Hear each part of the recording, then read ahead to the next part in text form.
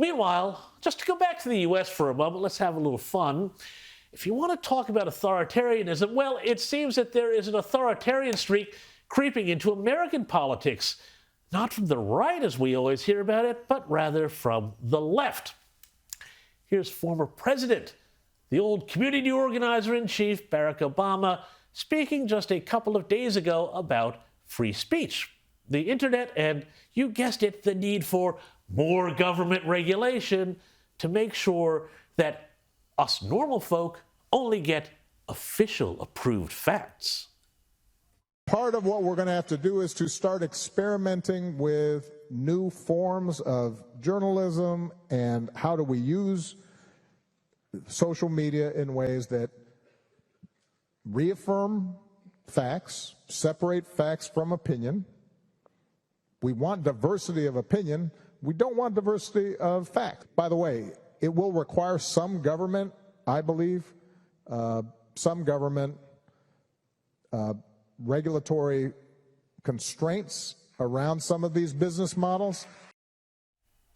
Ah, yes, where have I heard that before? You know, old Barack is sounding a lot like Jacinda Ardern, the COVID-era PM of New Zealand.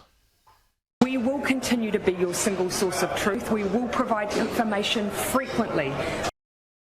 Yes, the left loves the idea of facts being settled and not contested so long as they come from the government as the single source of truth. That's never worked out badly before, has it, people? Nah. Anyway, it's all ironic because once upon a time, the left used claims on free speech as a way to undermine the establishment, but now that they are the establishment, well, all bets are off. Now, to be fair, Barack Obama did go on later in the speech to say that this regulation, whatever form it took, would have to be consistent with the First Amendment.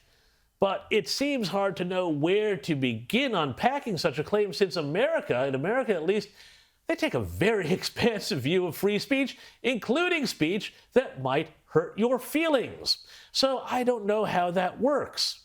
But speaking of hurt feelings, and maybe this is actually the nub of it, maybe it's actually Barack's wife's Michelle's free speech on the internet that Barack Obama is really concerned about, given her increasingly frequent jibes at her husband. Mm-hmm. The ex-First Lady, well, not ex in that sense, at least not yet. Here's Michelle, who, don't forget, had 2 daughters with Barack, talking on her IMO podcast about whether or not she would have liked to have had a son. And I tell you what, her husband, Barack, might have found this a bit difficult listening. You should have threw a boy in the mix. I would. I'm so glad I didn't have a boy. Yeah.